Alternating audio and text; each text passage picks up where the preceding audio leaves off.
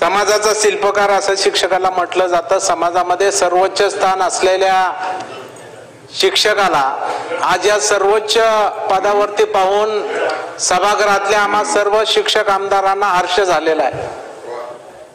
सभापती महोदय, निश्चितपणानं आपला माणूस वाढपे असला की एक लाडू बुंदीचा जास्त पडत असतो, ही नैसर्गिक नियम आहे। त्यामुळे मी त्याचा गैरफायदा न घेता अगदी कमी वेळामध्ये या ठिकाणी सभापती महोदय भाष्य करतोय।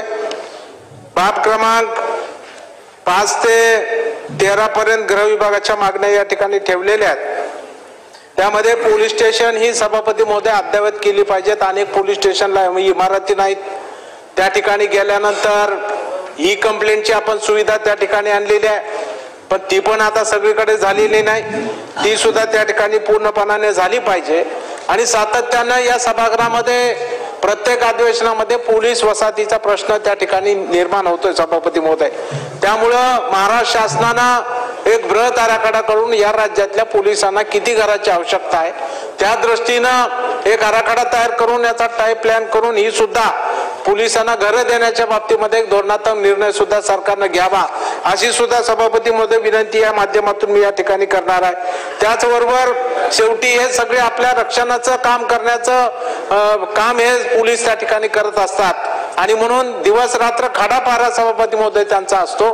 त्यामुळे त्यांच्या सुट्ट्याच्या बाबतीमध्ये सुद्धा एक धोरणात्मक निर्णय राज्य सरकारनं घ्यावा, अशी सभापती माझी विनंती या निमित्तानं आहे। बाब क्रमांक 36 ते 43 वर कृषी विभाग पशुसंवर्धन विभागाच्या मागण्या या ठिकाणी मांडल्या गेलेल्या सभापती महोदय। आज भारतातलं महाराष्ट्र हे पहिलं राज्य आहे की ज्यांनी शेतकऱ्यांनी बळीराजाला 1 रुपयामध्ये पीक विमा देण्याचं काम सभापती महोदय त्या ठिकाणी केलेलं आहे। अत्यंत क्रांतिकारक निर्णय आपल्या सरकारनं सभापती महोदय त्या ठिकाणी घेतला।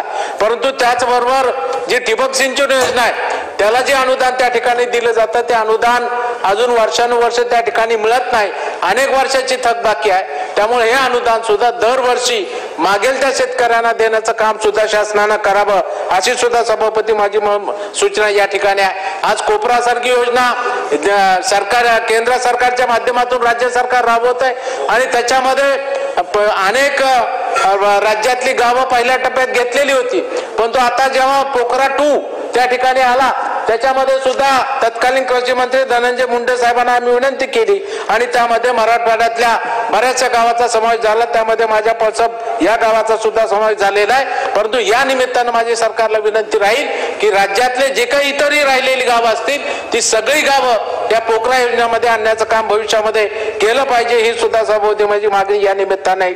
बाब क्रमांक 55 ते 63 या ठिकाणी सभापती महोदय शालेय शिक्षण विभागाच्या वतीनं मागण्या ठेवलेल्या आहेत। परंतु सभापती महोदय या ठिकाणी खेद वाटतोय की तत्कालीन आमचे शिक्षण मंत्री दीपक केसरकर साहेब ते आमचे स्नेही आहेत, पुन्हा निवडून आले, त्यांना आता मंत्रिमंडळात घेता आलं नाही, परंतु त्यांनी चांगला निर्णय घेतला आणि या राज्यातल्या टप्पा अनुदान शाळांना पुढील टप्पा देण्याचं काम केलं।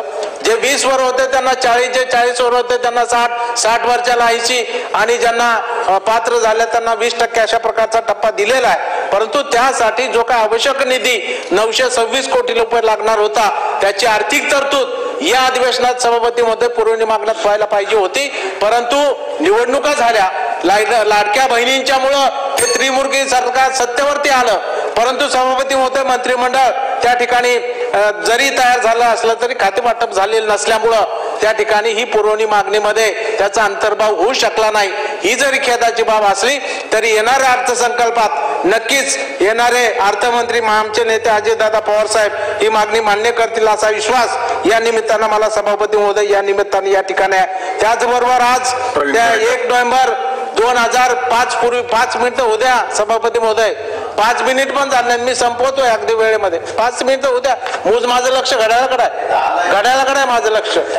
आणि सभापती महोदय 1 नोव्हेंबर 5 पूर्वी जे सेवेत आलेले शिक्षक कर्मचारी होते परंतु त्यांची शाळा टप्प्यानं होती आणि 1 नोव्हेंबर 5 नंतर 100% आलेली होती। या सगळ्यांना जुनी पेन्शन योजना लागू करावी यासाठी आम्ही सभापती महोदय वारंवार सरकारकडे पाठपुरावा करतोय। नव्हे तर या सभागृहामध्ये जेव्हा मी तिकडे बसलेलो होतो तेव्हा या ठिकाणी मी मागणी केली होती की सरकारकडे पैसे नसतील तर आम्हा आमदारांचं पेन्शन बंद करा, परंतु आज माझ्या वाडी तांड्यावरती काम करणाऱ्या माझ्या शिक्षकाला जुनी पेन्शन योजना द्या, ही मागणी मी सभापती महोदय केलेली होती.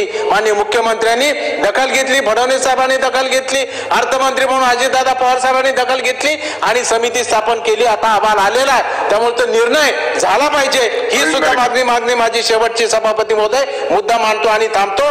वेतन आंदोलनाच्या बाबतीमध्ये सुद्धा या ठिकाणी मागणी ठेवलेली आहे, परंतु आज जे 4% अधिक 1% इमारत भाडं 5% वेतन अनुदान दिलं जातं ते त्या ठिकाणी 100% अनुदानावर ज्या शाळा 9 नंतर आल्या त्यांना सुद्धा मिळालं पाहिजे. ही सुद्धा मागणी सभापतीमध्ये या निमित्ताने या ठिकाणी आहे. धन्यवाद. सभापती महोदय.